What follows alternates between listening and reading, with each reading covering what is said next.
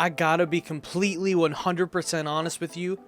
This right here has the chance to become the next big thing after My Hero, Jujutsu Kaisen, and Demon Slayer. Oh, hey there. So I've been reading a lot of manga lately. I've been watching less anime and I've been reading a whole lot more. And as you can tell in my hand, I have a certain thing that we're going to be talking about today. Yes, today we're going to talk about Kaiju number 8. I don't want to go into details because there's really only this one volume out right now, which means it's super easy to get into and to read and to get your hands on. And honestly, if you haven't read it yet, I think you're really missing out.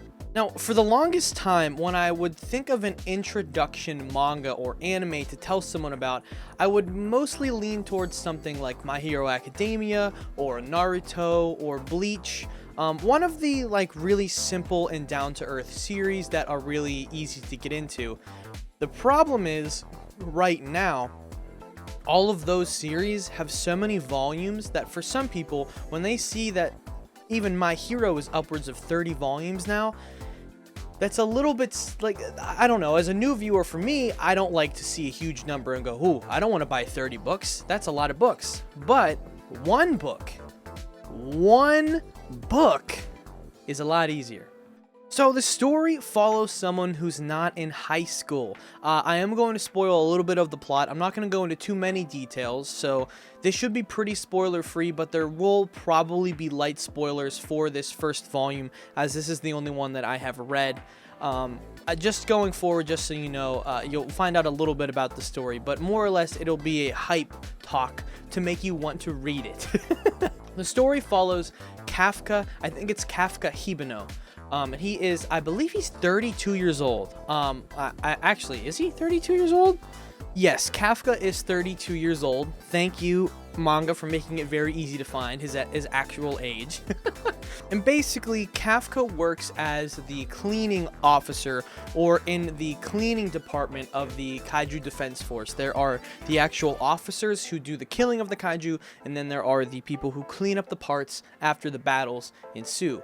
And Kafka finds himself in the latter group. He cleans up after everything. When Kafka was young, he actually wanted to be a part of the defense force, the attacking force, but every single year that he tried to apply, he actually failed. Up to the point to where he's now too old to even apply to do it anymore, so he's basically given all hope up, and he just lives his life leisurely, even though he's very bored. This all changes one day whenever a random high schooler named Ichikawa joins the cleanup crew and says that he's going to be in the defense force. And they talk about Kafka, his coworkers, I should say, talk about Kafka and say, oh, Kafka wanted to be in the defense force, but he gave up. And Ichikawa basically lights a fire under Kafka's butt and makes him want to join again by saying, hey, you know, they actually raised the defense force age up to 35 because of lowering birth rates, which gives Kafka a reason to try one more time to be in the defense force. This is where the plot kind of thickens a little bit because we find out about Mina, Kafka's old childhood friend who also wanted to be in the defense force, who actually made it and is now a captain. We see that they no longer talk to each other. There's some animosity there because she's mad at him because he didn't try hard enough, and he feels he's not good enough because he's not in the defense force, and a few other details. I won't go into that, but we do see something really crazy happen, and this is where the spoiler is going to be. If you I don't know, if you don't want to know what happens, at least at all, then click to this timestamp on the screen right now.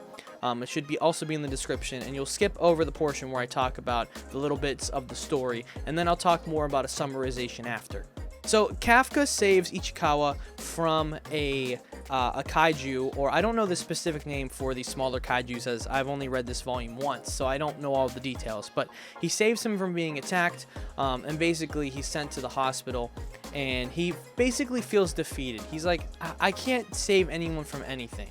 You know, Mina and her crew came and had to save them from this attack from the kaiju. I couldn't do anything. I obviously don't have an aptitude for this. And as he's sitting in this bed, this weird, bug fly thing, rams its way into his mouth. And then instantaneously, our main man Kafka becomes, a half-human, half-kaiju hybrid. And so then this adventure ensues where he uses his power to save some people. He kills some kaiju. He's seen as a runaway. He's the first kaiju that ever gets away from the law, and he's not killed. He trains to get better at controlling his powers, and he decides that he's going to use what he has, his power, to join the defense force.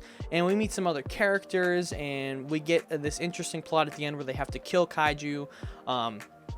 And I don't want to talk about too heavily towards the end because that is where things get really interesting, and I want you to read this. But basically, our main man Kafka has the power to transform into a kaiju with kaiju strength and kaiju powers, and it's kind of hinted at the end of this first volume that there are more people that can also do this, which is very interesting because that means there's going to be a plethora of characters that can also transform and use kaiju powers, but I imagine most of them, if not all of them, will probably be bad guys. So, Kaiju number 8. Should you go read it? Yes, you should definitely go read it right now. Give it your time. It is 1 volume right now. I went to Walmart, saw this at Walmart for $7.58, and I bought it instantaneously.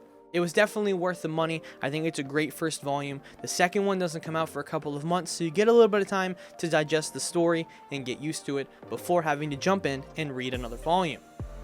But if this video didn't convince you, there are a plethora of other Kaiju number 8 videos on this platform for you to watch.